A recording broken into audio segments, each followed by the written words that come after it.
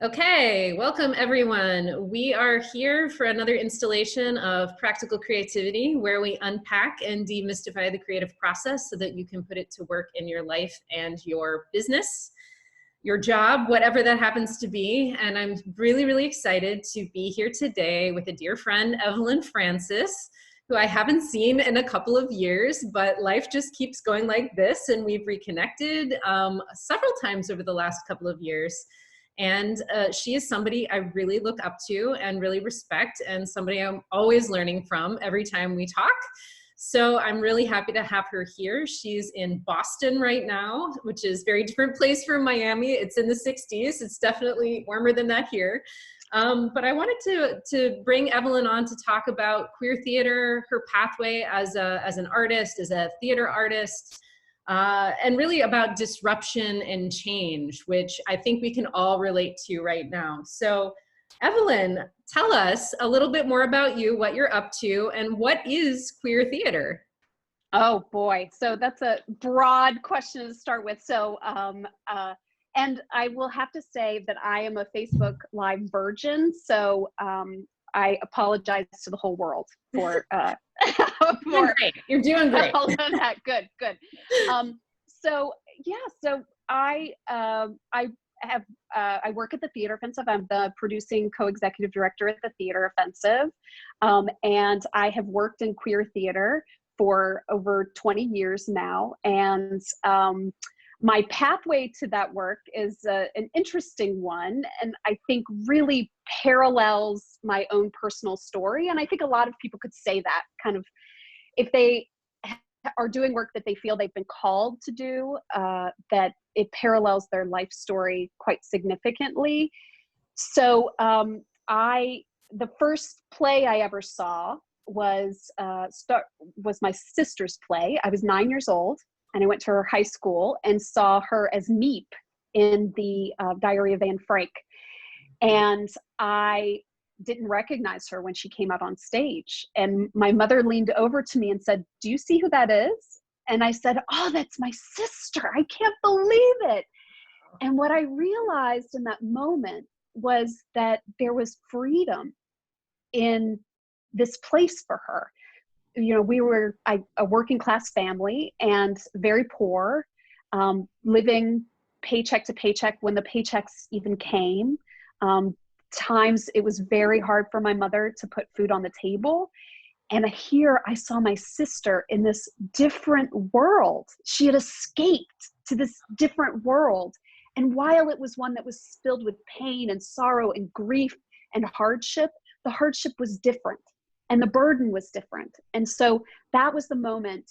We got home from the play and I said to my mom, "I want to do that for the rest of my life." And she, I think, patted me on the head and said, "Oh, that's sweet. Isn't that lovely? That's nice. And that's nice, honey." And no, it immediately became clear to me that this could be a place where I could feel at home and yet could fly free. So I knew very young that I wanted to work in theater. And as a place of liberation, I found this liberation for myself when I auditioned for the first show I could possibly audition for when I got to high school.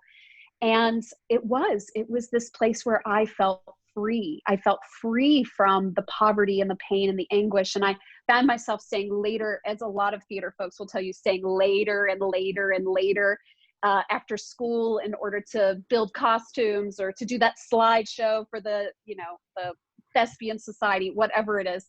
But I found myself really able to see a leader and to see success for myself by doing theater.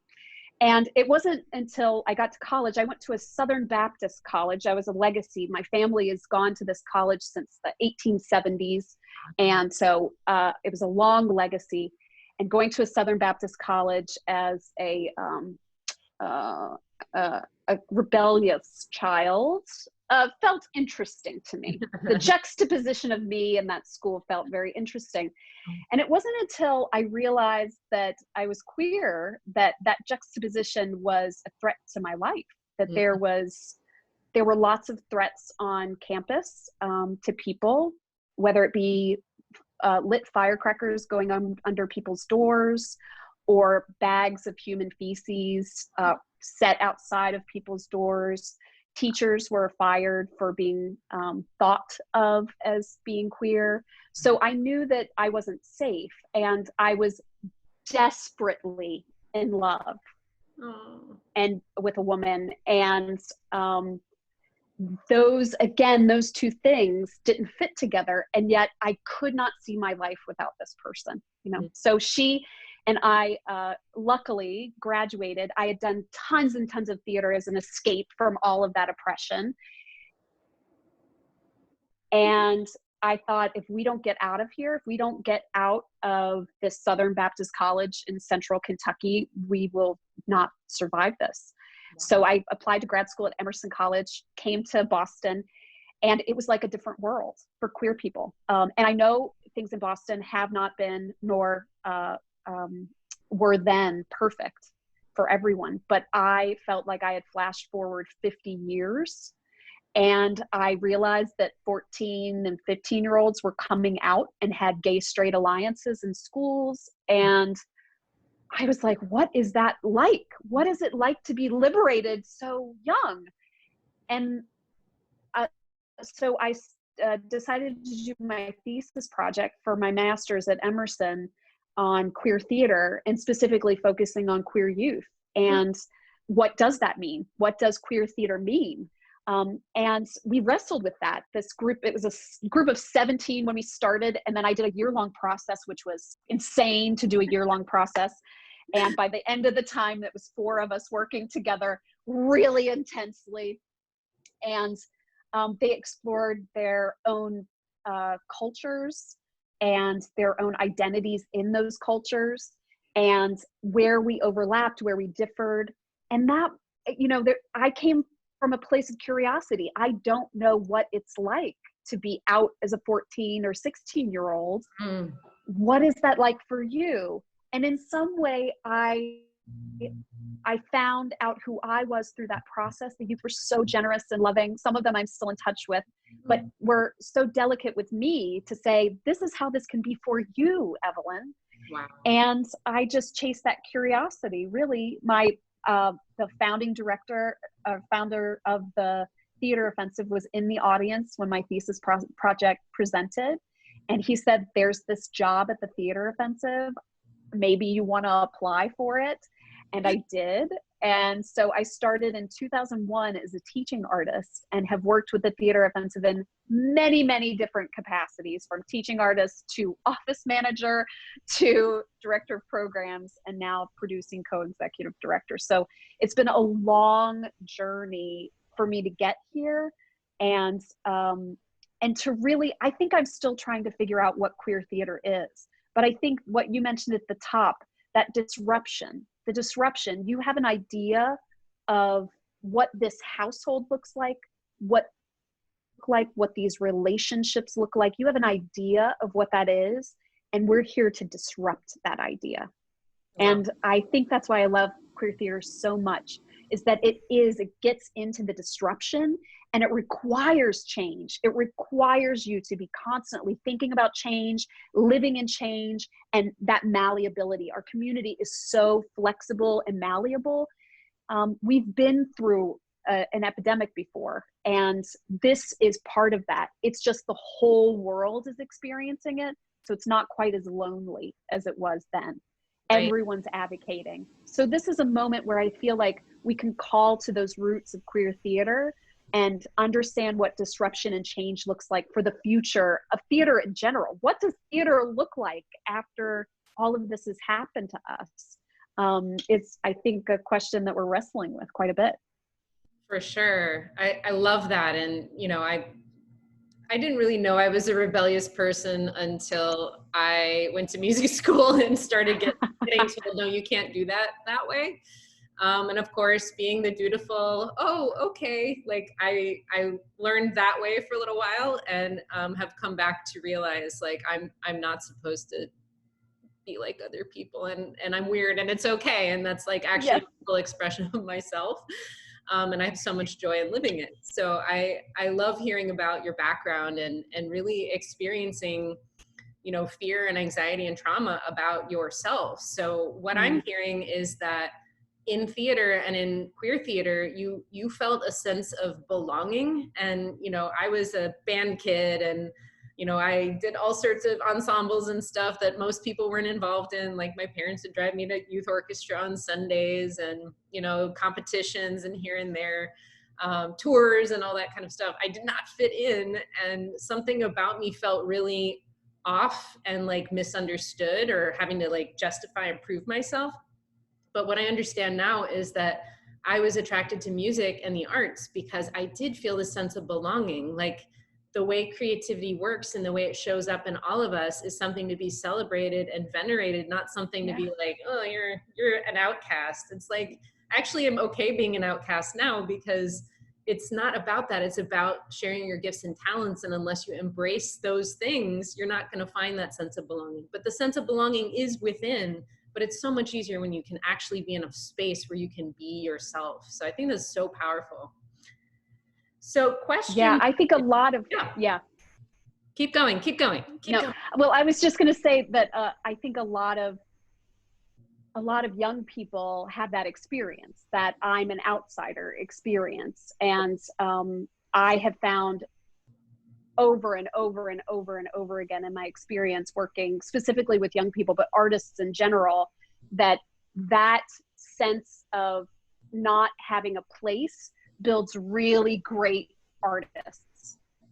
Totally. Right? It's like, it feels like part of the DNA, right, of artists to say, I don't belong. I'm going to create a world in which I belong. Right. Totally. So I think without that, the struggle and the odd fits that a lot of artists have in their youth, in their childhood, that we wouldn't have all the amazing art that we have access to now. I love that. Really creating, if you don't feel like you belong, you create a world in which you belong. And That's right. I totally resonate with that. I also love what you said about learning from the students about how your world could be. And you know, so many times we think about educating as like outward, and the root of the word is educare. It means like to draw in or to draw out. That's what it is, to draw out, not to fill in. So to allow yourself to kind of get in that space where you were exchanging and you were also absorbing wisdom from kids. A lot of times that's not what our society teaches us to do, but kids, youth, young people have so much to share and so much value in everything they're going through. You know, sometimes it's like inconvenient, or like, I don't understand you. Or talk to us about working with youth and how that has changed you as an artist, how that has changed you as a human being. Oh my God.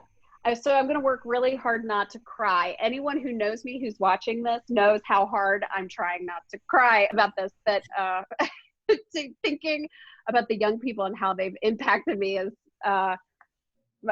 very emotional for me, because the level of generosity, I mean, I've used that word, is astounding to me. You know, I could not have come out without young people cheering me on. I could not have done 1 ounce of directing without youth cheering me on. And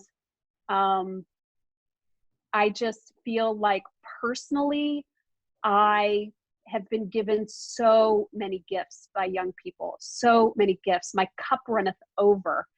And so I feel a great sense of responsibility to give back.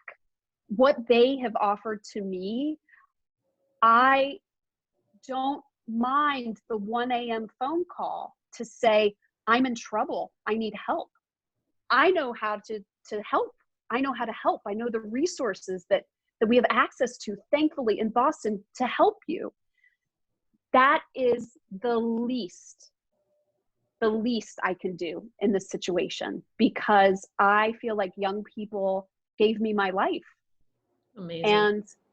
And watching the bravery that they have had in creating work about their experiences as queer young people as young people of color, as immigrants, as women, as non-binary folks, all of those intersections and all of their vulnerability and their sharing, I am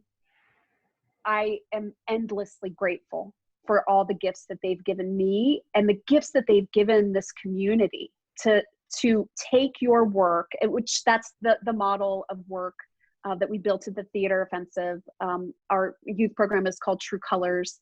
And when I first started, it was me and 4 young people in a room going, I don't know, how do you write a play? Let's figure this out together, But over the years, the young people would say, what if we had a soundtrack to this show?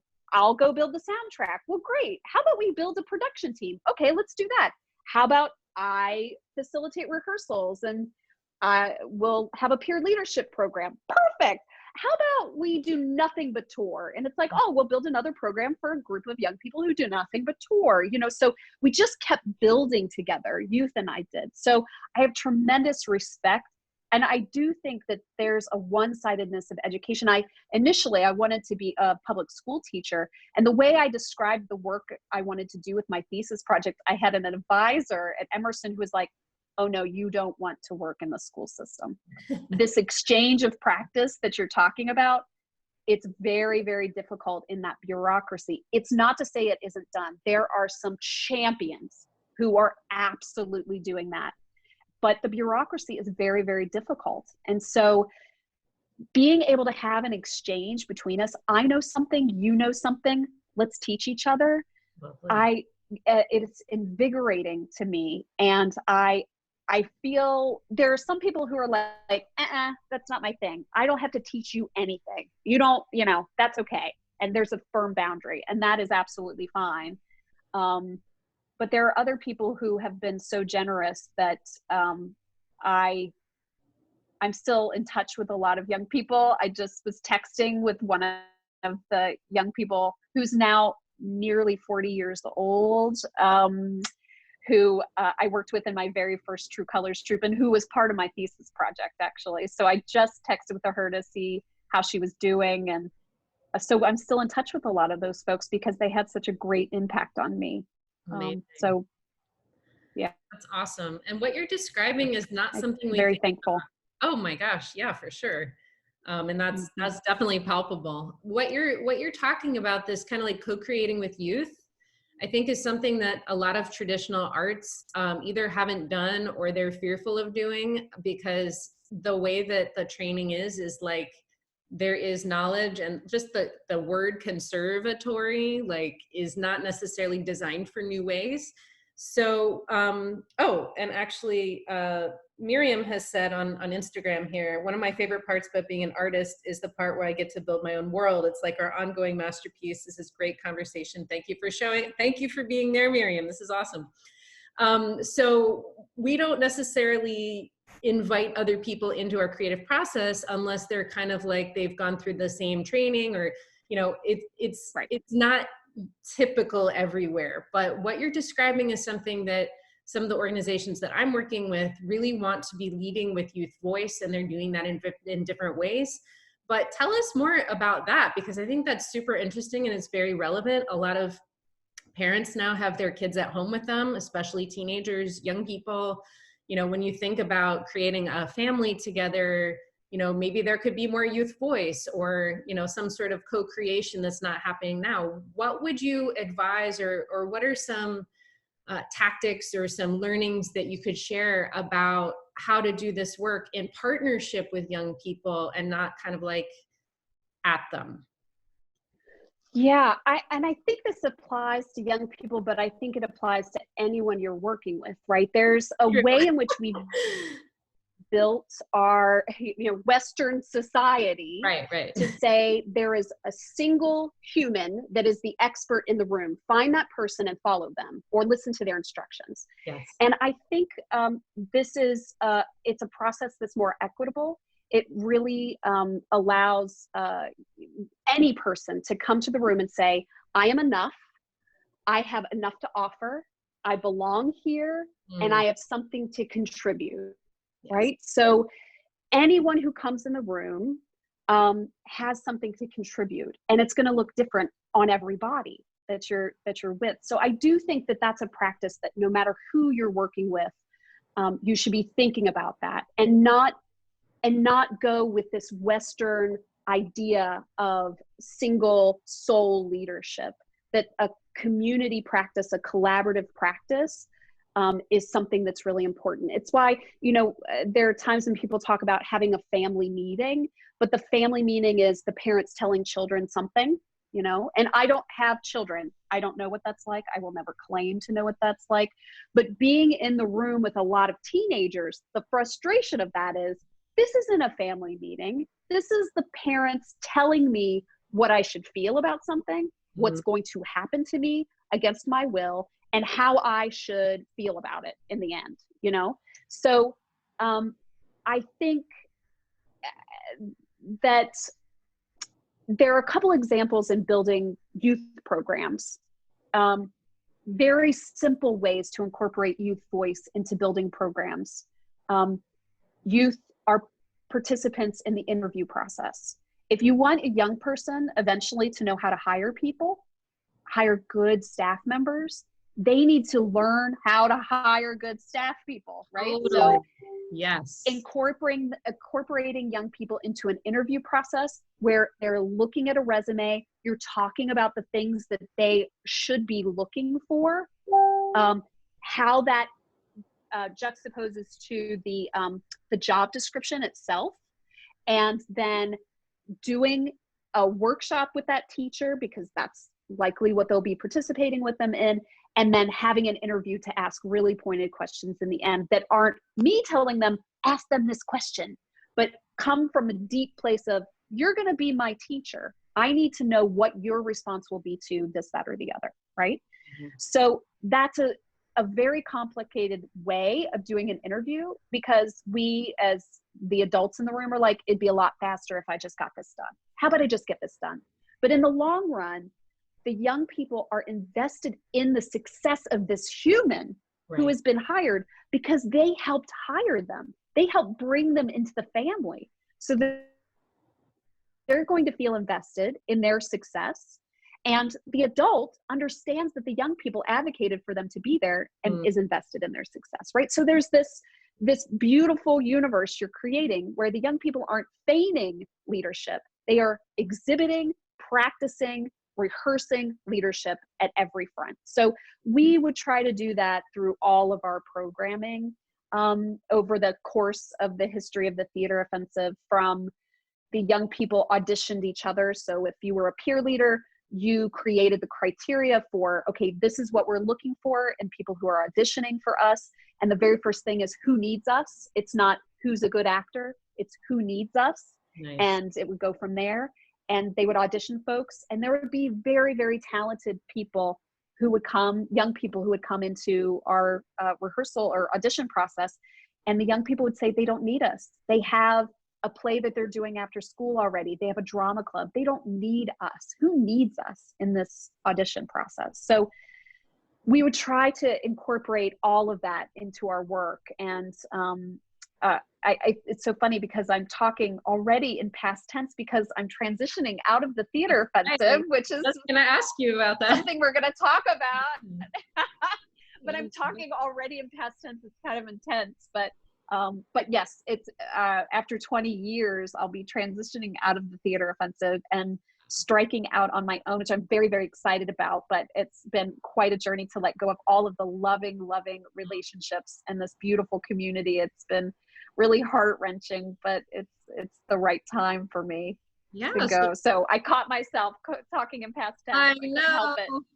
I know. Well, it's been your family, and I love what you're talking about, bringing young people into the process is a gift that not only shows them, shows everybody that everybody belongs, but also, I'm just thinking back, I didn't know there was this thing that you could do called arts management, where you're not the person on stage doing the performing, and to be able, I just have appreciation for what you're saying, because what you're actually doing is incorporating people into the process who then know how the sausage is made to make a thing that you put on the stage. I think that's totally beautiful and totally genius. Yeah. I think the hard thing is when, so I've had a lot of interns over the years come in and say, I'm going to start my own theater company. Mm. And they leave the Theater Offensive and are like, under no circumstances am I starting my own theater company. Because we're like, okay, you want to own your theater company, you got to know how to write a contract. You got to know how to talk to artists in a public relations kind of way. You've got, or customer service kind of way. You know, here are the things you're going to have to do, right? Yeah. It's not a rehearsal process. These are the brass tacks. And most of the time they're like, I want to be in an ensemble with my friends. That's what I want to do. So I've burst many bubbles, as well as built lots of really amazing arts administrator resumes as well. I think that's awesome, because also it's nice to be bright and shiny and idealistic, but when you actually know what goes into it, you can actually make an informed choice. Exactly. Have the life experience to be like, I really like this part of it, or like that whole thing was not for me, or I liked it all and I'm totally in, or whatever it happens to be. Absolutely. Absolutely. That's what I feel. Knowledge is power. So, totally. So talk to us more about your transition. Like, why now? What's on your plate? How can we, engage with you and support you on your journey? Like, where are you headed? Yeah, thank you. So speaking of disruption, I do think that it has been such a hard decision, and hard to make it now in the midst of all of this. But I do feel like it's the right time, because on the other side, I'm a co-executive director with my colleague, and Harold Stewart, and he is a charismatic and visionary leader. And there's a way in which, if I step out of the way, his work can really shine on the other end of this, right? The board will be able to focus their energy on supporting this charismatic leader. And I've been there for 20 years. So I feel like it's time. It's just time for me to step aside so that new leadership can step forward.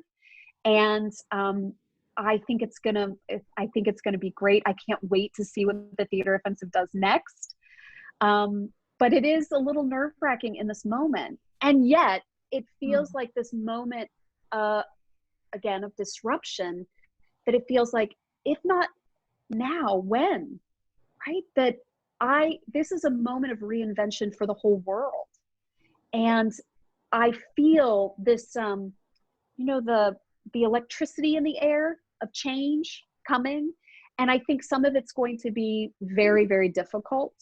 And I think that art and the art that we create, after the Black Plague came the Renaissance. Right. And there's a reason for that. And so knowing that great artistic work is being produced as we sit here talking, and will continue to be this antidote for all this pain and sorrow that we've experienced as a world, that's really exciting. So figuring out what the next steps are, how I will tell you, I'm very interested in figuring out how I can continue to support Boston arts nonprofits.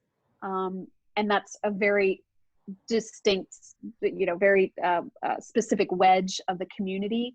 But there are organizations in the city that are doing such tremendous work with so few resources, with so little support, with so little acknowledgement. Yeah. You see it in the newsletters you're receiving, I'm sure, there in Miami, of people begging for survival, essentially, to say, please give funding to our organization. It means the difference between us keeping our doors open and not. And I could put all that energy into the Theater Offensive, but I know the Theater Offensive is in good hands. And I can put that energy into making sure that those organizations that are part of the fabric of this community survive this. And so I reached out to folks to let them know I'm available if you need me, if you need just a thinking partner. Because the other thing about being an executive director, you're often alone, completely and utterly alone. And with all your self-doubt, all your shame, all your anxiety is just your own. Yeah. And I was fortunate enough to have a co-leader that we could talk these things through. And there were many times we said, oh my God, can you imagine doing this by yourself? I can't imagine. Yeah. Because it's very, very lonely, and they're huge decisions that affect people's lives that are difficult to take on. And if I can be somebody that we can have this exchange together and you can get through this moment, that's what I want to do. I want to support the organizations, again, that have supported my work for so many years at the Theater Offensive. I want to be support to this community. So, right, I've talked with you a little bit about doing some consulting and what that looks like. You make it look so easy, Marta. So easy. Oh, you make it look so easy. It's true. It's true. But I know you have to work every single day and work very, very hard to keep those connections with folks and for people to understand what you have to offer. And so I think that's something that I'll be refining over the next couple of months. It's just, what am I able to offer to this community, and how I can be a support in this time of crisis. Well, you shine very brightly in so many things. If there's anyone that I want to talk to about assessment and evaluation, and just, you're a master facilitator. Like, you are really magic in front of people. Excuse me. But there's so many things about you that I think are tremendously valuable and amazing. And just your spirit and your ethics and the way that you show up, you create a place where other people belong. And I think that's going to serve you very, very well. Thank you so much. Yeah. And definitely, if you want to talk through, like, what are the things you want to offer? Like, let's hop on another Zoom call. Like, let's just walk through it. It'll be super fun. And if I love that. Contribute to you, it would be a pleasure. You've contributed so much to me. Oh, thank you. Thank you so much. And thank you for doing these calls. You know, this isolation that we're experiencing as most of us are extroverts, it can be pretty painful and creatively stifling. And if we are going to inspire creativity in this time so we can have our own renaissance, then these conversations are a great way to get those juices flowing. So thank you. Thank you. I'm going to go make some art now. I know, right? I'm fired up. Is there anything else you want to be sure to share with everybody? Like, how will they find you? I'll put this on YouTube, and then we'll have links in the show notes and everything. Anything else you wanted to share? I don't think so. I think we hit on a lot of really important things. And I think the thing that I would say is follow your curiosity. If you're curious about something, there's something there. Follow that curiosity. Try to stay in tune to every voice in the room, because everyone's voice is valuable and has something to say. Even if it's saying something you don't like, there's something underneath it that you can learn from. And I mean, just stay safe. Stay safe right now in these times. Try to support one another. Take food to your neighbor, and we'll get through this. That's all I'd say. Resiliency is a team sport, as I've said a couple times now. I've learned that on these calls, right? Like, no, it's really, once you hear it 3 times, you're like, oh yeah, that's a thing. But anyway, yeah, that's right. What a pleasure. Thank you so much for your time, your energy, all of the work that you've done, and you know, for being part of a really important ecosystem and now contributing in a different way. How exciting. So thank you. Thank you. And everybody, stay creative. We're going to continue these conversations, and I